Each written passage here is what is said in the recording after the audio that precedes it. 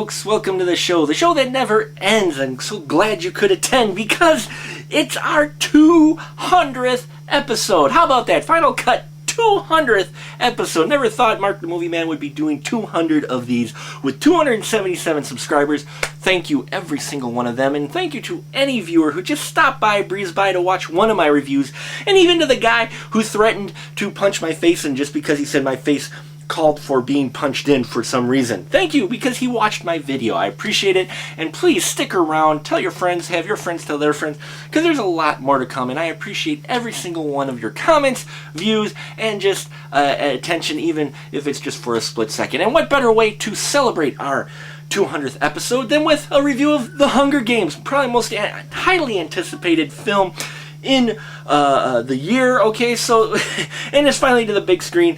And yes, there are opinions out there everywhere, and here's mine, folks. I enjoyed The Hunger Games. Now, I read the book before seeing the film, literally like 2 days before seeing the film. I finished the book. My wife said you should do that, and I'm glad I did, so I could do a nice comparison for you folks out there who are big fans of the film. Now, for one, Hunger Games, the casting for the most part was really well done, okay? Jennifer Lawrence nails the part as Katniss. I loved her role in it. I loved how, it's just like she was ripped from the pages and put on screen. Very well done. Great performance by her. In fact, most of this cast does a fantastic performance. The little girl playing Rue was dead on, okay?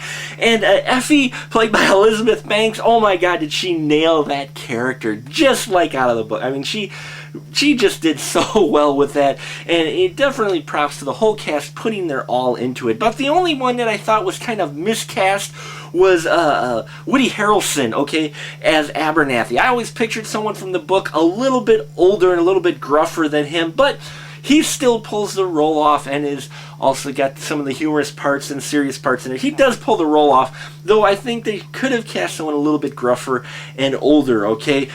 Now, what also is great is the production design. I thought the production design in this film was fantastic. Definitely pulled details directly from the book and tried to replicate it the best they could visually, and I thought they did a great job in that, okay? From the outfits that Cinna, played by Lenny Kravitz, comes up with the flames, okay, to the stage, to the arena and the weapons and scenes themselves. I thought the production design was great. Definitely had the feel, visual feel of what you read in the book, so they replicate that well, okay? So I enjoyed that too. Now, what also I enjoyed was that they made the key main scenes that really stuck in my head.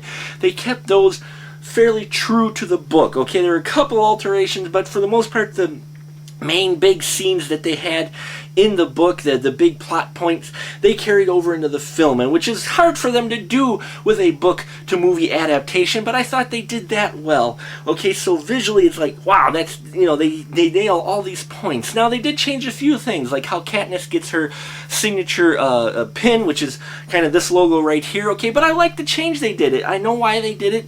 I've seen enough movies, and I like the way they worked that in still to make the importance of the pin, keep the importance of the pin, alright? So, on the whole, that part was really well done.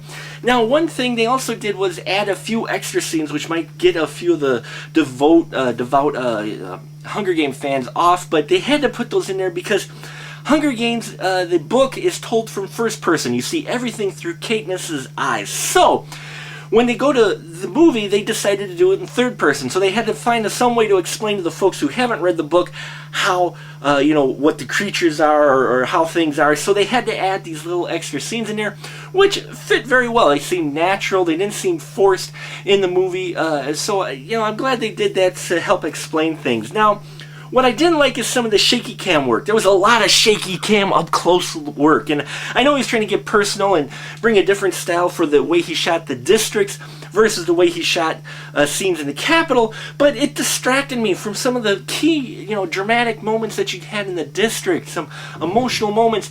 I was a little bit distracted from the shaky camera, so it took away a little bit from what could have been even more powerful moments. So there was potential there for more, and I don't think they went that route, okay? There was also, some of the death scenes in that and the action scenes, they glossed it over a little bit. They cut them a little bit shorter and a little less violent, I think, to try to not have so dark, but that's what appealed to people in the book, is such a dark film.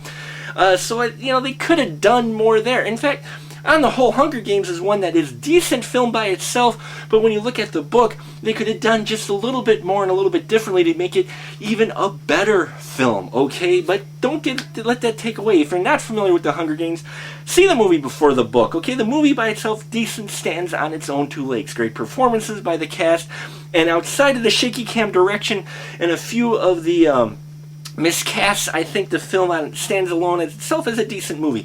Now, as a compliment to the book, yes, you don't have as much personal touch to some of the characters because it's first person versus third person, okay? But they both are good on their own, okay, folks? Definitely worth the price of admission. 3.5 stubs for Hunger Game. It's not quite 4 just because there was potential to go so much further with it than what they did. They seem to keep it a little bit, toned down as far as darkness. And it seemed just a little bit rushed in points where they didn't need to, and I think there were some scenes in the book that they could have kept in the movie and still not taken away from the visual entertainment of the film or the length of the film. So, potential for more, still a decent film, 3.5 stubs from the movie man. And that'll about do it for us here at the Final Cut. Till next time, keep that ticket stub.